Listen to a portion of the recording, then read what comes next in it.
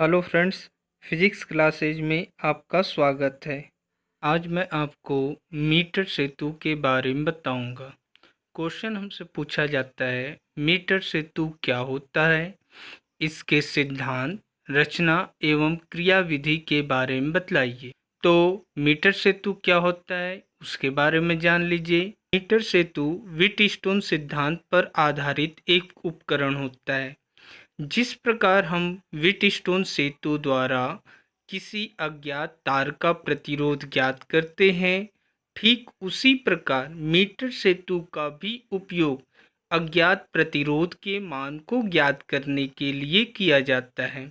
Next heading है metre सेतु का सिद्धांत। कम प्रतिरोधों के लिए व्हीटस्टोन का उपयोग आसानी से किया जा सकता है, किंतु जब हम बड़े प्रतिरोधों का मान ज्ञात करते हैं तो यह उपकरण जटिल साबित होता है, अर्थात इससे हम आसानी से ज्ञात नहीं कर सकते हैं।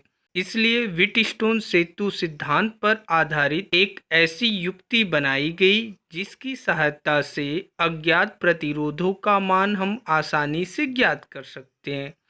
इस युक्ति को मीटर सेतु कहते हैं, जो व्हीटस्टोन के सिद्धांत पर आधारित एक सरलतम उपकरण होता है। नेक्स्ट हेडिंग है मीटर सेतु की संरचना। जैसा कि चित्र में दिखाया गया है, बिंदु ए व बिंदु सी तांबे की दो एल आकार की मुड़ी पत्तियों से जुड़े हैं, जिस पर दो संबंधक पेच लगे हैं तथा इनके बीच में एक तीसरी सीधी पत्ती लगी है जिस पर तीन संबंधक पेच लगे होते हैं। बिंदु ए व डी के बीच एक आरबी अर्थात रिस्टोर्ड बॉक्स, जिसे हम प्रतिरोध बॉक्स भी कहते हैं, जुड़ा होता है तथा जिस तार का प्रतिरोध हमें ज्ञात करना होता है उसे डी व सी के बीच जोड़ दिया जाता है। इसमें एक सर्पी कुंजी बी तथा एक धारामापी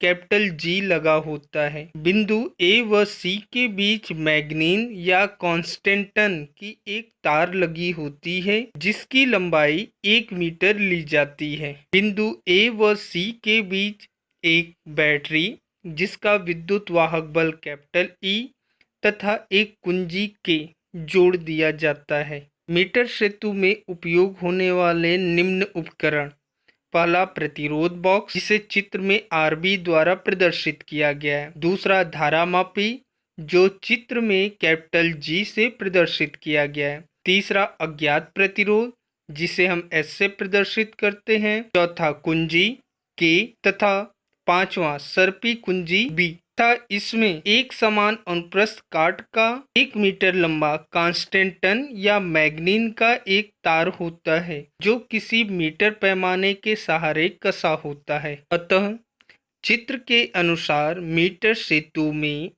1 मीटर लंबा मैग्नीन का तार एसी होता है जो 1 मीटर पैमाने पर कसा होता है।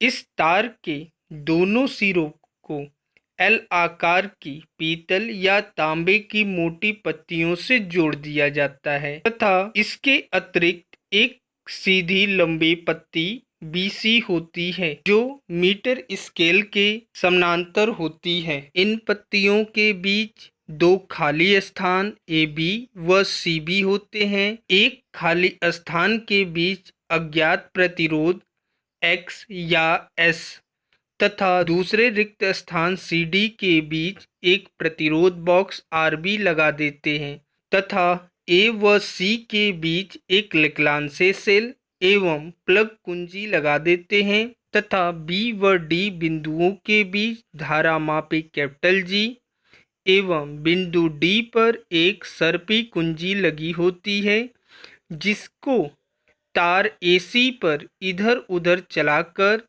आसानी से दबाया जा सकता है। इस कुंजी को जॉकी भी कहते हैं।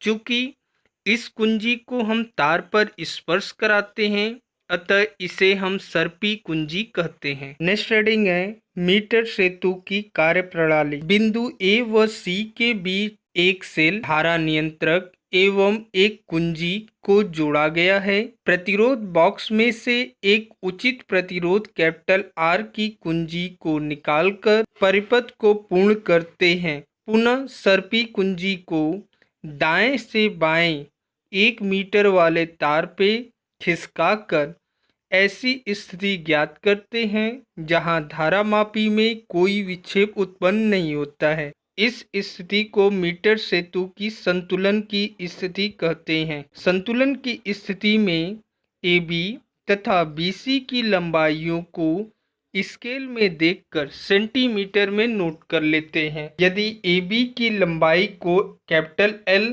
मान ले तो BC की लंबाई 100 - L होगी तथा प्रतिरोध बॉक्स में से निकाले गए प्रतिरोध के मान को कैपिटल R मान लेते हैं।